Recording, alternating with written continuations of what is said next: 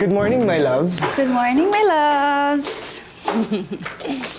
Tinanghali ka ata. Mukhang naparami yung inom niyo ni Philip kagabi, ah. Mag-breakfast ka na. My love, asan nga pala si Lola Dolores mo? Ay, nako, kainaman naman talaga. O, napakahirap sumakay ng tricycle dyan sa labas. Diyos ko, ang init. Ang babasos pa nung iba. Aba, hindi ako paunahin. Ako nga itong Lola, matanda. hindi nyo naman po kasi dapat ginagawa yan. Eh, nag-grocery naman kami ni May sa mall every weekend eh. Hesh! Hindi pwede yung ganyan. Hindi yun maganda. At saka hindi yun sariwa. Napakamahal pa. Hindi ba't kailangan yung magtipid para makapag-ipon kayong mag-asawa? Ay! Bakit ninyo tinanggal? Sinabi ko na sa inyo eh. Huwag niyo itong aalisin eh. Kasi nga mamalasin kayo. Ano ba naman kayo mga bata kayo? Hindi talaga kayo nakikis. Apo, mamalasin kayo. Di ba yun? Sinabi ko na yun. Kailan lang? Diyos ko, kayo talaga mga bata kayo. Ayaw niyong makinig sa akin. Mamalasin kayo eh. Hindi niyo dapat ginagawa yun eh. My love, bakit di mo naman pinasok yung pagkain sa ref? Yan tuloy nilang gam. Ay, huwag mo aalisin. Swerte yan. Eh, paano ho? Kakainin ko po na may langgam? Abay, ano naman? Malinis naman yan. Ikaw lang tong maselan.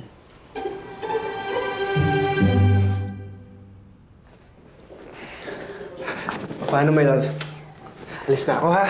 Malilate na ako for work, eh. My love, What? magkakaanak na tayo. What? Oh my gosh! Magiging tatay na ako? Oo. Wow! Thank you! O ito, apo ha, pagkatapos mo niyan, panghimagas mo, kambal na saging. Alam mo ba, maswerte daw kapag ang panganay na anak ay kambal. Natatandaan mo yung kumare kong si Mirasol? Naku, kambal ang anak mo. Pakaswerte sa mga anak. Ay, dyan yung lagay ko dyan niya, apo ha. Eh, Lola, baka naman hindi namin kayanin ni May na dalawa agad yung anak. Maraming ang biyayang darating kapag kakambal ang anak. Oo, opo. Apo ha, sabihin mo kung babalatan ko na ha. Opo, love. Kumain ka dyan. Uy, baka makakuha ko itong kambal na sitaw. Naku, kailangan makambal lahat. O, anak ako ha. Ganun po yun. My love, ba't pa kasi kailangan manungkit? Eh, pwede naman tayo bumili ng ganitong prutas sa supermarket. Eh, ayan yung gusto ko, my love. Yung bagong pitas. Okay, sige, tara na. Eh! Ihiyan mo yung puno. Ha? Ihiyan mo yung puno kasi baka mamatay yan, pinaglilihian ng asawa mo. Gusto mo bang mahirapan yung ako sa panganak niya? Ihiyan mo. Eh, hindi ba ako nag-iihi? Uy, ito tubig. O, minom ka. Dali, inom.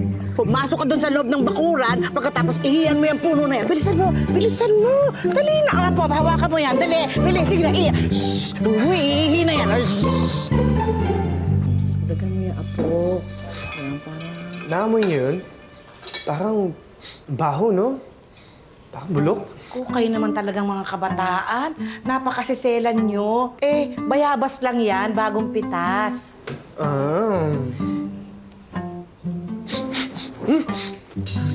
May kilikili ng matanda.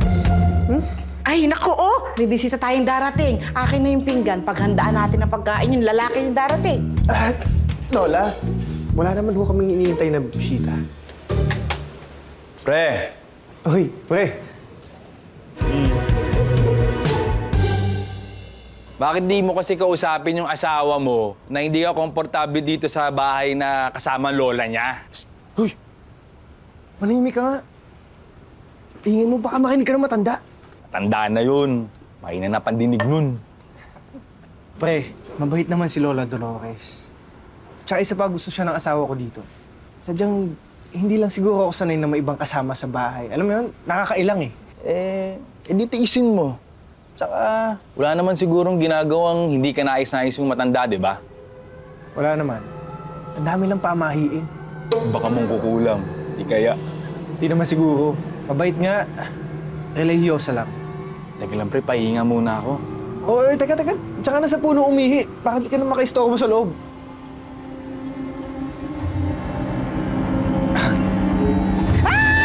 Diyos ko, din siya kang bata ka. Bakit siyang ka umiihi, ha? Naku, alam mo bang malas yan? Baka manuno ka sa punso. Pasensya na ho. Naku, kayo talaga kahit kailan! Ha? Pre, bakit mo hinayaan siya magmando dito? Bahay mo to. Ikaw ang lalaki dito. Tsaka, bakit siya kailangan masunod?